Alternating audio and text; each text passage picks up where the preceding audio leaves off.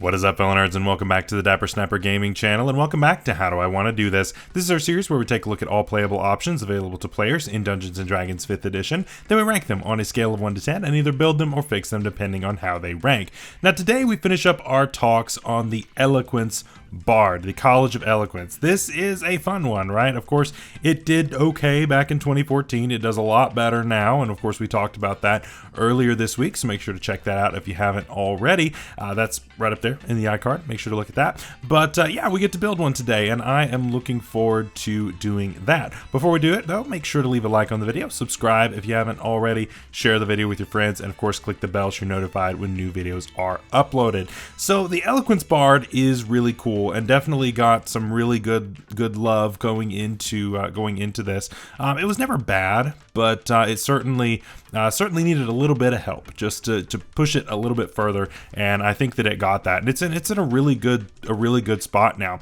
So obviously this is going to be something that is going to focus a lot on those enchantment spells and those illusion spells. And so to me, this screams way more support than really anything else, right? We talked about the Dance Bard last week, which I'll throw up in the iCard above, and that's more a like try to get in your face kind of deal.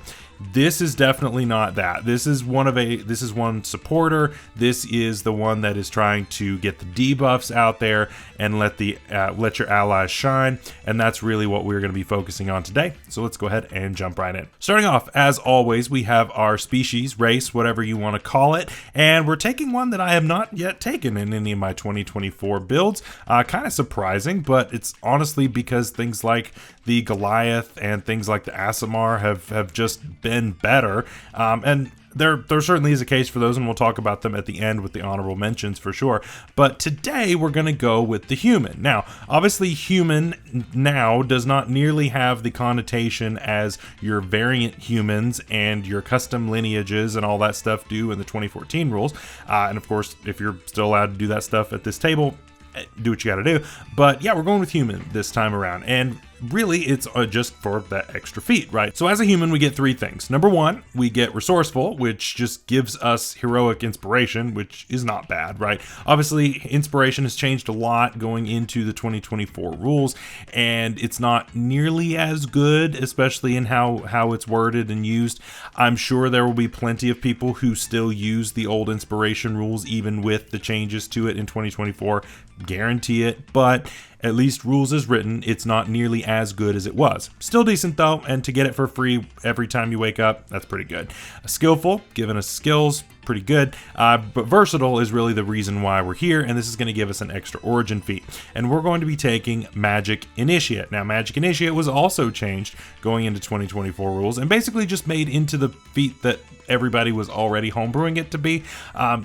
Yeah, once it got to the end of 2014 rules run, everybody was doing this because they had already done similar things with like Fey Touched and Shadow Touched and things like that. But basically, you get some spells, you can cast them once per day, and then if you want to cast it again, you can use spell slots. That's basically the gist of this. So you get 2 cantrips, you get 1 first level spell. You have to pick a different class that you're pulling them from, but it can be of whatever you want. You can use charisma, you can use wisdom, you can use intelligence, doesn't matter. So that's cool. Definitely much less limited than it was before. And like I said, I've been homebrewing it differently at my table. I know a ton of people who've been doing the same. So this is just kind of the way it's supposed to be. So with this, we're going to get a couple of things. So we get 3 spells total. One of them, I will say, you can just take whatever you want for the other cantrip, but we're going to the wizard list and we're grabbing Mind Sliver. Mind Sliver is a great debuff spell here because 1, it targets intelligence saving throws, which everybody sucks at, and 2, it gives that debuff on the next saving throw, which is really good. Whether that's something that we're doing, whether that's something that an ally is doing, it helps, right? That's a big deal. The other thing we're taking for first level spell is Shield. Duh, right? Shield is pretty much my favorite spell, so that's why we're here. Of course, there are plenty of other options that you can take, and if you want to go with something different, by all means, go for it. But to me, I think Mind Sliver and Shield are the 2 that make the most sense. I'm not going to waste my magical secrets to jump back and grab things like this. I would rather do it as part of my race, so that's what we're going to do. For our stats, we are going all in on the useful things, and we are leaving the rest behind. So we're going to take 3 8s and 3 15s. That is not always optimal, but here we are. So 8 strength, 8 intelligence, 8 wisdom, which I normally hate taking low wisdom, but here we are. Then we also get 15 dex, 15 con, and 15 charisma. We'll put our +1 in dexterity, our +2 in charisma. So yeah, definitely could lead to some tough things, especially those wisdom saving throws. Gonna be pretty bad, but we'll get through. For equipment, really all we need is just some light armor. Besides that, you don't really need a whole lot, maybe an instrument, you know, but that's it. Bards don't really need a whole lot. And then for background, we're going to look at the same thing that we did last week, either the Charlatan or the Wayfarer. Again, I'm going to be leaning more towards the Wayfarer just because of Lucky, but if you would like to become even more of a skill monkey, skilled comes with Charlatan, that is also an option, so whichever way you would like to go with that. So let's go ahead and start taking some levels. We are going to start in Bard, and this is actually going to be a straight Bard, 20 levels of Bard, no multi-classing. So again, a very rare thing for me, but I think it works. I think it works. The spell progression is good. I don't think we really need to go elsewhere, or at least we don't have to, but again, I'm going to talk about some deviants that we can take in the honorable mentions if you want to multi-class. So at Bard 1, we get Bardic Inspiration and Spellcasting, of course, and of course if you don't know what the new Bard does, I've already made a video on that. That is up in the iCard above for you to check out right there. So Bardic Inspiration got a few changes, a few buffs actually. It was already a fantastic feature, but now it's even better, so I love that. We also get Spellcasting, one of the best features in the game, period. For cantrips, I'm going to take things like your Prestidigitations, Starry Wisp, I like a lot as that anti-invisibility measure, and Vicious Mockery, can't leave home without the Your Mama jokes. We also then have things like Fairy Fire, Healing Word, Sleep, and Tasha's Hideous Laughter on the first level side. One thing to think about is what you are taking here that are enchantment or illusion. These are going to be very important to keep track of because they are tied to our subclass, and you get a benefit out of it whenever you cast one of these leveled spells that are within that school. So Sleep, for now, again, Sleep will probably fall off a little bit later because it doesn't scale well, and then Tasha's Hideous Laughter, that one we're going to keep pretty much forever. Those are both enchantment spells, so those both work. At Bard 2, we get Expertise and we get Jack of all trades. Expertise is great, making us better at a couple of our skill proficiencies, just making those even better. And then Jack of all trades, whatever we have not chosen to be proficient with, we're half proficient, which is still really, really good. No longer works with initiative, unfortunately, but still a very good feature. Bard 3 is where we finally get our subclass, and we get Beguiling Magic and Mantle of Inspiration. So now we've got, of course, the Charm Person, and we've got the Mirror Image always ready. Really, really good. Plus, again, we get that buff to whenever we are casting the enchantment spells, we can possibly add a charm or frighten effect on there, which is really, really good. And of course, Mantle of Inspiration, also a really, really good feature. So yeah, we're off to a really good start. I think that this build starts off really strong, this subclass does. And yeah, I'm excited to keep on going. We also get second level spells here. Hold Person, that's an enchantment spell. Enlarge Reduce, not, that's transmutation. And we also get Enthrall. I like Enthrall here. Again, make me be the center of attention, but yet frighten you. I think that's cool. I think that works. Really, really cool. Bard 4, we're going to get our first ASI or feat, and we're going to take the new Warcaster. Yes, this is an infamous thing. Yeah, there are definitely some problems when it comes to what the implications are of this actual feat. A lot of it is when your friends are nearby, and so if you're going with rules as intended, it's fine. If you're going rules as written, there can be some pretty gnarly things happen. So make sure to talk to your DM about how this works. To me, I'm not going to get too in depth with it, but doing the things that are only the rules as intended and that are only the rules as written and not the rules as intended are bad faith rulings.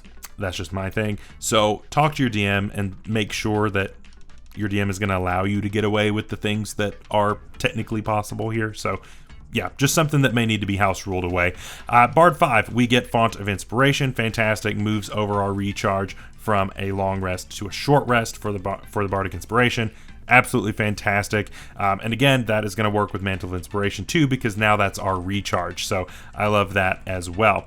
Third level spells come online here, and we get Hypnotic Pattern. That's an illusion spell, so that's great. And also Mass Healing Word and Slow. Neither of those qualify, but still, those are really, really good support ones to have. Mantle of Majesty comes online for us at level 6, and now we just have Super Command, and I think it's really fun. Now, to me, honestly, in this subclass, this is probably the worst feature of all of them, and that's saying something, because this feature is cool. I like this feature a lot. Being able to command, it of course combines with our ability to charm people, both with a feature and with the actual charm person feature. So both of these are really, really cool. We get to double down on that charm, and it's great. So I really like that. You can get people to do what you want, and you can create these weird loops, right? So of course, charming somebody is really helpful, because now you can command them to either, you know, approach you or drop something, or head in another direction, head towards your raging barbarian real quick.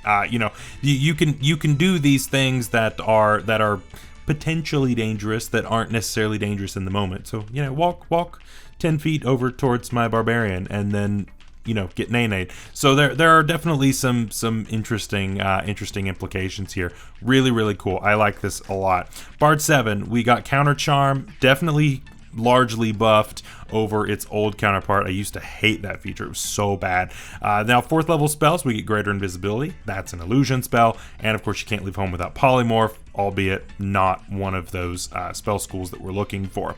At Bard 8, we get another feat here, and I'm just going to take an ASI and go +2 Charisma at this point. That, of course, is going to shore us up at a 20 after we got the +1 with Warcaster. So definitely a huge help there. Bard 9, second round of expertise, always a good thing. And 5th level spells. There are some awesome 5th level spells. This honestly, I just want so many of these 5th level spells. It's ridiculous. Dominate Person, Hold Monster, Yolande's Regal Presence, and Synaptic Static. All enchantment spells, all amazing. I want all of them. They're really, really, really good. And so now we hit Bard 10, where we get our magical secrets. Basically, what I think we need to do is take Wall of Force, of course, because it's great, and then just grab those spells that you couldn't grab because you didn't have enough slots. Just grab those. Right? There's not a whole lot from other spell lists that we really need at this point. I'm sure there are a couple of options out there that are fine, but I would make sure we stock up on Dominate Person, Hold Monster, Yolande's Regal Presence, Synaptic Static. I want all 4 of them. And so take whichever ones you couldn't get at 9, grab those now. So that's just me. I think that's really, really cool. Maybe you think that's a waste of magical secrets, but to me, I think all of them have their place. So there you go. Bard 11, we get no features, but we do get 6th level spells, and things like Mass Suggestion, Auto's Irresistible Dance. I think those make a lot of sense here. Again, for your support things, Mass Suggestion, very, very cool. Auto's Irresistible Dance, also really cool. Again, knocking people out of the fight and just controlling what we want things to happen. So really cool. Bard 12, we get another feat at this point, and I'm going to take the Resilient feat specifically for Constitution. This is going to shore us up at a 16 Constitution and give us proficiency with those Constitution saving throws. Really, really good for maintaining concentration on top of Warcaster. So I'm good with that. At Bard 13, no features, but we do get 7th level spells, and really the only one that I care about is going to be Power Word Fortify.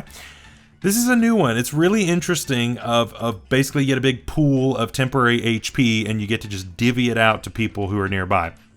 It's interesting. Is it always going to be worth a 7th level spell slot? Probably not. I wouldn't say this is always worth a 7th level spell slot, but it is an enchantment spell, and so if you can get this plus your additional benefit, now it kind of becomes sort of worth it, and so that's really the only reason why I'm mentioning it. But otherwise, I don't think that this is all that broken, just in my opinion. Bard 14, we get Unbreakable Majesty. Really, really great feature. We get to go Super Bard there for a little bit. And although it is definitely nerfed from the old version, it's still pretty good, right? It's no longer just a stop the attack, but if we don't stop the attack's at disadvantage. It's just basically, oh, the attack hit, now try again and see if you miss. That's basically what it is. So definitely much worse in my opinion, and there's definitely a way to build around this feature, but you got to be in a really late level campaign for this to work. So I didn't feel like building around that kind of a feature really made a whole lot of sense. Bard 15, we get no features here, but we do get 8th level spells. Dominate monster, power word, stun. They both are enchantment spells. I want them both. Bard 16, we get another feat at this point, and you could go with dexterity. I'm going to go with constitution. You could also go with the tough feat here. Either way, just making ourselves a little bit bulkier, and of course the extra constitution will of course help with our maintaining of concentration, which is very important on top of everything. Bard 17, no features, but we do get 9th level spells.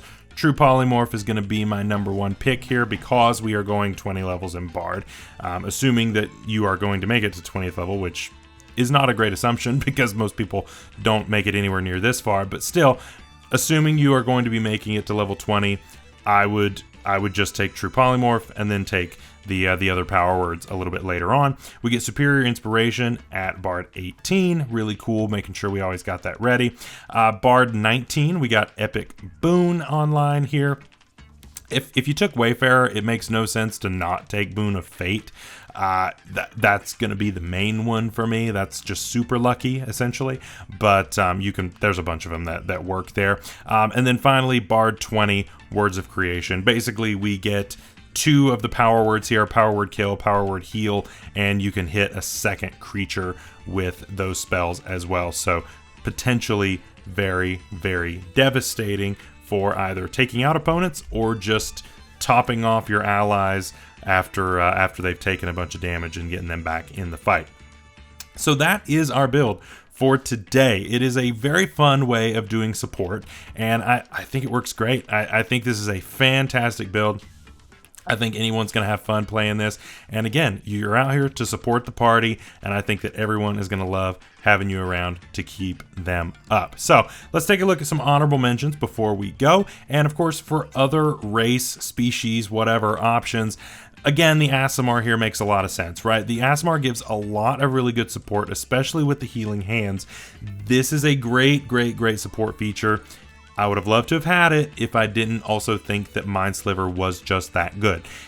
In my opinion, Mind Sliver is so good that you need either this feat or you need some other way of getting it. I think it's that good. So that's just my opinion. I would even consider multi-classing to get it. Like it's that good in this situation to me.